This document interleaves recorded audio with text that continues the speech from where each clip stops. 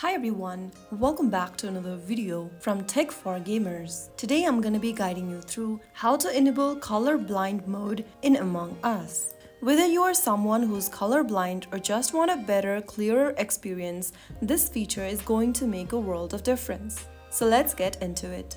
First of all, open up the Among Us game on your device. From the main menu screen, go ahead and tap on Settings on the left-hand side menu. Inside the Settings menu, you will see Colorblind text option at the bottom. Simply tap on it and make sure that the option turns green. Once you've turned on the Colorblind text option, the changes will take effect immediately. Now you can go ahead and enjoy your game, and that's it. Now, no matter your vision, you can enjoy Among Us to its fullest with this feature. If you found the video helpful, don't forget to like, share, and subscribe to the channel for more Among Us tutorials. I'll be back in the next video. Thank you for watching.